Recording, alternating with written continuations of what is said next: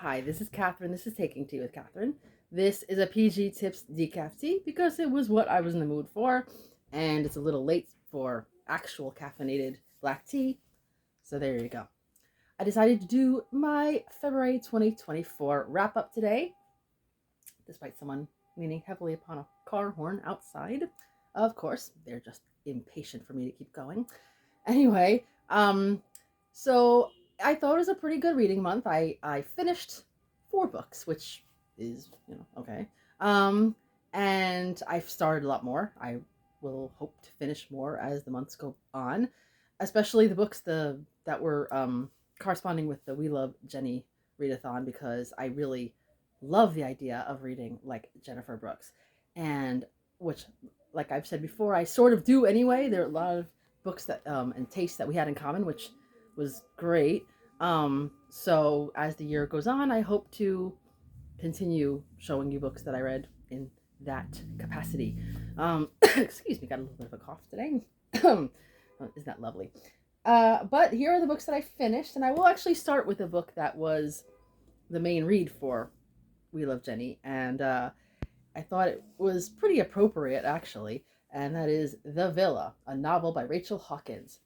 I enjoyed it. I thought it was rather good. It, sort of a suspense, um, thriller-ish feeling, um, wherein it's two different timelines.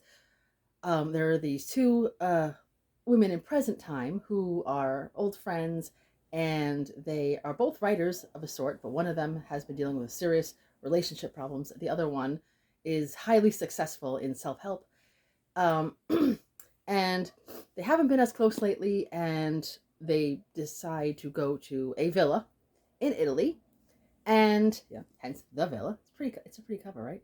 Really pretty. Um, and it was the site of a murder, back in the 70s, 1970s. Excuse me, of a man who was a musician, and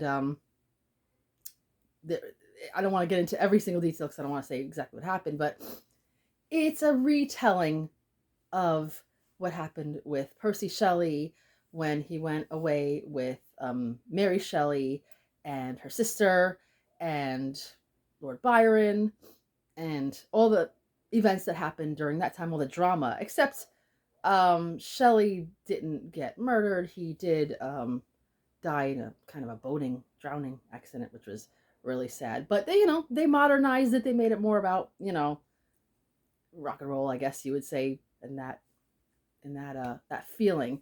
So especially one of the girls in present time, is really becomes really interested in the story. So she starts to investigate, and some things feel like they almost overlap into the modern times in a way. The mood changes. There's a lot of little twists and turns that I didn't quite expect because I was figuring out certain things that were going to happen. Oh, this is how it's going to happen, and then suddenly it would change, and I liked it. I would say it wasn't the best thing I've ever read in terms of this particular genre, but it was very good, enjoyable, good read. And I think it was more enjoyable. I'm not saying you can't like it if you don't know the story of the Shelleys and company, but I think it enhances it in a way. It's like a if you are really interested in that particular story, this might be the nerdy delight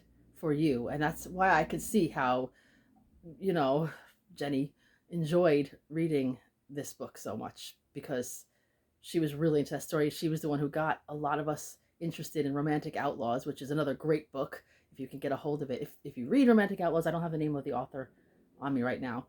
Sorry about that. But if you could find Romantic Outlaws and read it, if you're interested at all in reading nonfiction, go for that if you can. Maybe before you read The Villa, or not. But it might be fun to say, oh wow, that's where they got this idea. Oh, I had fun. I know some people who said they weren't as into it. It wasn't what they expected, but that's okay.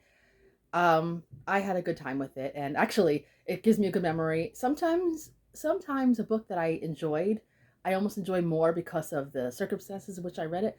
I gave myself a staycation day Got to go to one of my favorite bakery cafes that is open only not that much during the week, like not late hours, and it's pretty crowded on the weekends. So to get there during the week is a treat. So I got to do that while I read a good portion of the book, and I had a really good time doing so. So that was a good memory for me.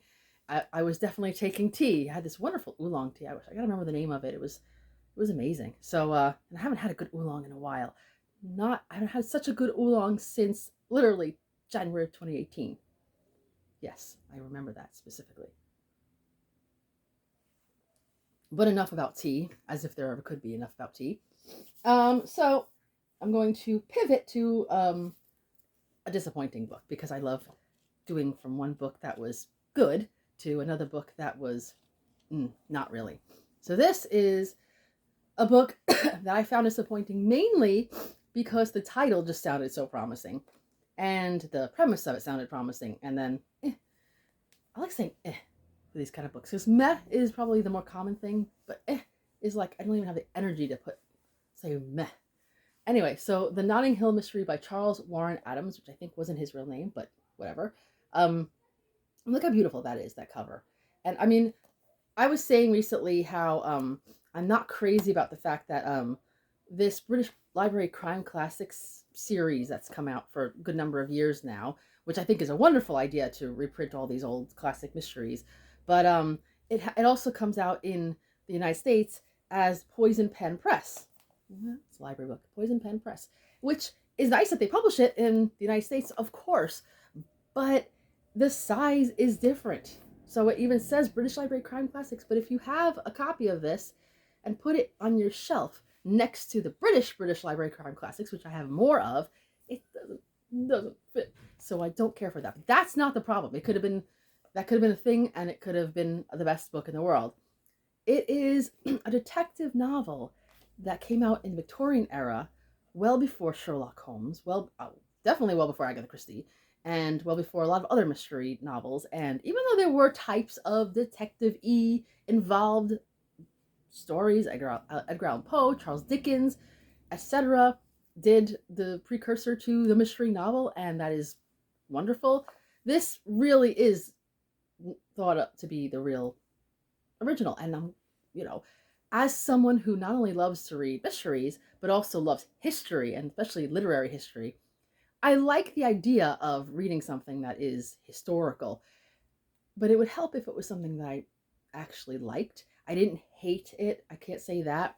On Goodreads, I gave it 3 stars, which usually means that I was able to not DNF it and I wasn't going to throw it across the room. But the premise, it has all kinds of convoluted things: mesmerism, twins. Enough said, right? Possible poisoning, but is it? What? A person who was very, I don't know, had great influence on other people. People all thought he was a good person when he was clearly not. But it was a collection of correspondences, journal entries, um, mostly, and statements taken from different witnesses by a detective. So he pulls it all together, but you don't really feel like it's pulled all together. You don't feel like justice is served. You don't feel that feeling that you get at the end of a mystery where you find out who done it and you're going to feel there's a sense of justice. And if there's not a sense of justice, you at least know who did it and everybody else knows. You know, that sort of thing. And maybe the readers of that time didn't need that. But I'd like to think that people read this book, said, okay, that's kind of interesting, but can't we do something more satisfying? And maybe some people took up the challenge, and thus the proper Golden Age type mystery novels begin to come forth. So I wouldn't recommend you read this if you don't care for what I just said. But I know of at least one reader, because this was a group read, that actually really liked it. He was able to make diagrams and lists and everything and write things, and he enjoyed that sense of investigating along with the writers. And okay, I think if that's your thing, I'm not saying I never like to take notes and diagrams of some sorts. I do enjoy a good family tree, but it wasn't for me. And yet, weirdly enough, I don't regret reading it. It wasn't great, but just for the purpose of you know, understanding the genre, as it were, history and all that. Yeah, I'm glad I read it. So take of that what you will. Another book that I wouldn't call disappointing, because I knew from reading reviews that it wasn't gonna be the top read, but I just wanted to read it, and I'm glad I did. It was fine. It was enjoyable enough, and it went really fast. Is well, this you probably saw my last. Oh, matches me today. Way too much pink today. I'm not really a pink person, but anyway, um, I read Mrs. Harris Goes to Paris, another group read that I'm going to be part of. I know a lot of times in earlier books it was called Mrs. Harris because, drop the H, because of the Cockney type accent, I guess. But anyway, so I read that and I enjoyed it very much, I believe in January. And so you see it in really small lettering, and Mrs. Harris goes to New York. So I said, it's in this novel, it's in this book that I already have, this volume. And I'm a New Yorker. I like that. I think the writer might be a New Yorker as well. Excuse me. Excuse me. But I figured, why not? I'll just read it, and I know from the writing before that it'll be good enough to have a good time with. And I did. I did not hate it whatsoever. But what I'll say is, and because I don't want to give away too much of Mrs. Harris Goes to Paris, but that book had just enough of running into people who happened to be someone else and helping out somebody, and they return the favor in ways that you say, oh my goodness, that's too much of a coincidence, but it's a fun fantasy. Why not enjoy the fairy tale aspect of it? This one took that and stretched it a little too far. Stretching, getting through customs, immigration, whatever, trying to find somebody whose name is extremely common, needle in a haystack, the coincidences that keep popping up. The ability to just come clean to people, thinking, oh man, I better just tell these people what's happening, and never getting into any trouble. Not that I wanted anybody to get into trouble, but it just felt almost too easy, the story. But I did like the premise. Mrs. Harris is, a cleaning lady who lives in Battersea. Battersea in London. I actually know someone who lives in Battersea now. But and she has a neighbor nearby who's also a cleaning lady who is a good friend of hers. There was something of a cozy for me in the beginning because they come to each other's homes and they have tea together and talk and they do things together. They don't have a lot of money, but they just enjoy their little friendly life. I just like the idea of that. It gave me the slightest feeling of The Elegance of the Hedgehog. A little bit, if you've ever read that book by another name I can't remember, so I'm going to say it, Muriel Barbary. Is that right? Oh, if it is, that's amazing. But anyway, I'm probably wrong. Man, me and names lately are just not getting along. But so I like that. But the issue was that this little boy lives with this family next door, and they're very abusive with this boy, and that just upset me. I don't care for that, even though I read enough Dickens to be able to deal with it. But so they're sad about that. They know that the father of this boy is apparently American. So okay, and but what happened to him? And so when Mrs. Harris has an opportunity to go to New York, she concocts a plan to get this boy over there and find the father, which isn't a bad story. But like I said, many coincidences, many times you go, oh, really? This person happened to be there? But if you like a little bit of a mostly lighthearted story, if you can handle the N-word popping up a lot, and sometimes I just say, okay, it's part of the product of the times, but it was a little hard to read, nevertheless. Then, anyway, that book, you can give it a shot. It's, again, I enjoyed it as far as just enjoyability compared to the Notting Hill Mystery, which barely took place in Notting Hill, by the way, did I mention? That was my disappointment more than anything, because I like, anyway, I'm not going to get into that too much. But they're both, this book, I would say, I would rather spend time with a Mrs. Harris book. I know she's got further books. I don't think I'm going to go out seeking them anytime soon, but if I were to, I think I'd still enjoy it more than the Notting Hill Mystery. So again, take of that what you will. Last but certainly not least was a memoir. I do enjoy a good memoir, especially when it also is a book about books. So this is by, I've mentioned him many times, Christopher Fowler, who wrote the Peculiar Crimes Unit Bryant and May series, which I'm going to read another book of during the March Mystery Madness. At least I hope to. The anniversary of his death just coming upon us right now. The first anniversary of his death. So this is his last, not his last book. Apparently there's another one that's going to be published, but I don't know if it's really up my alley. But this is his book about finding out that he had cancer right before the pandemic kicked off. So if you can handle reading about the pandemic, I know right now some people are just not wanting to think about it anymore, and I get that. I totally get that. But excuse me, I thought I could handle it, and I could. Um, but so it is a struggle. He lived in London at this time, and so he's detailing all of his treatments. He's not really gory about it, but just, the little descriptions of what it's like to go to doctors and how the doctors talk to him and the staff and the nurses, everything, and getting appointments during this time and what it was like during, a pandemic time period where people were wearing all kinds of protective items, and also, someone like him who was considered a very compromised individual when it came to his immune system, etc., especially once he had to start taking like the radiation chemo and everything, and just all the struggles that go with cancer treatments, which is something that so many people are going to have to deal with if they haven't already. That it might be a little rough thinking about that, but it's realistic. But at the same time, he writes about also his adventures, as it were, trying to write, period. Trying to write a novel, trying to write anything. Sometimes he could, and sometimes he couldn't, because he is a writer. That was his entire career, mostly. And so for him, he had to keep writing. That was just important. Also, a good description of London during that time. And, I love reading about London no matter what, pretty much. But a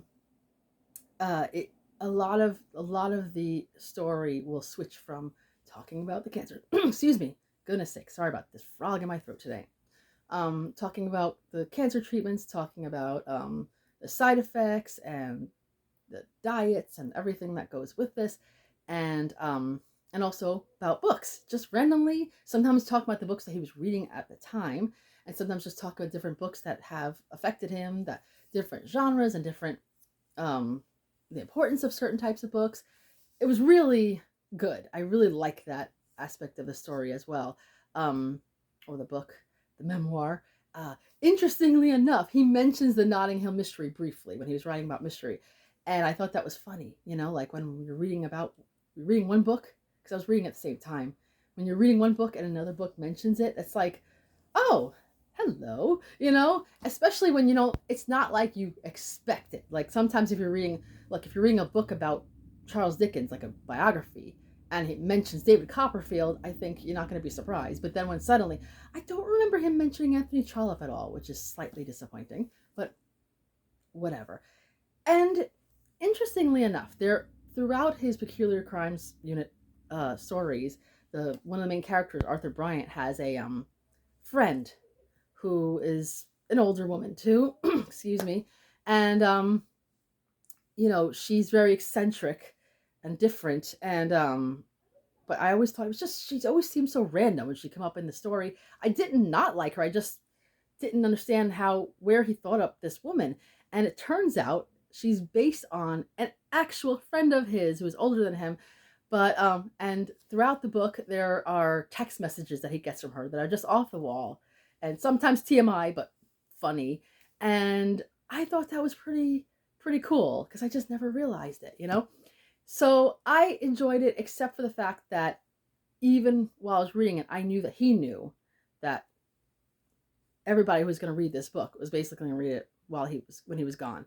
So that must be a strange feeling. There was a mention toward the end where he really wanted to make it to 70. He almost did. He was just like weeks away from making it to 70. So I was kind of like, Uh, but I really did enjoy most of this book. There's like one chapter I didn't like so much, but otherwise I really did. I'm glad I got it because I haven't bought too many books lately. But I ordered it from Blackwell's because I could not find it in New York. I couldn't find it in any library or anything. So I ordered from Blackwell's, which I enjoy doing sometimes. I try not to do it as often now. I'm really cutting down my book purchases lately because I really need to. But this was something I allowed myself. So like one or two books that I've actually purchased this entire year, and this was one of them. So and I'm glad I did. He has two other memoirs out that I know of. One of them is from his younger days and how he got interested in books and reading and everything and writing. So I am interested in getting a hold of that. I may have to also go through Blackwell to do that. I'm not rushing to at the moment. And there's another book he wrote about his time working with films and his interest and love for films. And that doesn't really seem like it's going to resonate with me. I enjoy a good movie, like almost everybody, but I've never been a film person, like really interested in it. So I'm not sure if I'm going to take the time to find this, to source this particular book, especially if I have to order it from England. But it was still, it was probably my favorite book of to finish in February. That and The Villa, probably. But I started the books. You're going to hear about them as time goes on. I really do want to keep going with everything that Jennifer Brooks, you know, influenced me on, and so you will hear more about that. But that is all for now. Please let me know if there's any books in February that you particularly liked. Let me know if you read any of these books and what you thought of them. Especially if you read Notting Hill Mystery, I need to know what you thought about it. Because whether good or bad. And yeah, and that's all for now. I hope you liked this discussion. Please let me know. Please subscribe if you haven't done so, if you like this kind of talk.